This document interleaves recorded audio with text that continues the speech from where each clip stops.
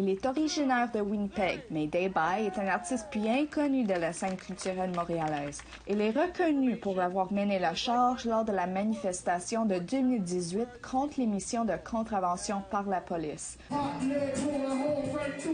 ou pour avoir rehaussé le débat tout au long de son parcours musical.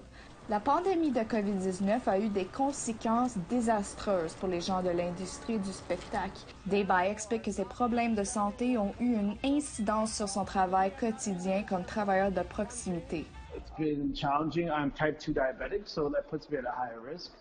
So I essentially have been staying home. I've been able to work from home somewhat, but not as much as I would like to. Bien que le gouvernement a diffusé l'information en langue autochtone tout au long de la pandémie, l'Agence de la santé publique du Canada a lancé une nouvelle campagne de sensibilisation entièrement autochtone, dont le but était de veiller à ce que les communications sur la COVID-19 continuent de représenter la diversité de la population canadienne.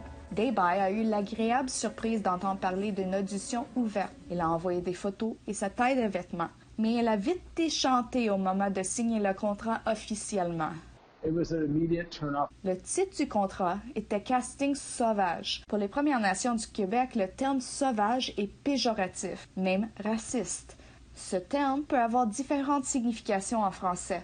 Par exemple, la plupart des épiceries vendent des bleuets aux framboises sauvages. L'agence affirme que l'expression est utilisée pour désigner les talents non syndiqués et qu'elle a été mal interprétée. Mais Day-Bye n'achète pas cette explication. To French people, it may be wild, and like this is a normal term, but when dealing with Indigenous people, the French population, regardless of how they use it, what context it's harmless, they should know that that word should not be associated in any way with Indigenous people. Après avoir réfléchi, Day-Bye a décidé qu'il ne se sentait pas à l'aise de participer à cette audition. Dans un courriel, il a écrit « Cela fait partie d'un problème réel beaucoup plus vaste et aussi inoffensif que cela puisse paraître.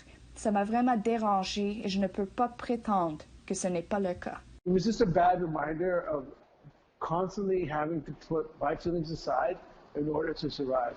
L'Agence de la santé publique du Canada a qualifié l'utilisation du terme d'offensante et déplacée. Dans une déclaration, l'Agence de la santé publique du Canada a affirmé « À l'avenir, nous demanderons à toute agence avec laquelle nous travaillerons d'utiliser les expressions « audition ouverte » ou « audition publique » pour désigner tout appel relatif à nos contrats.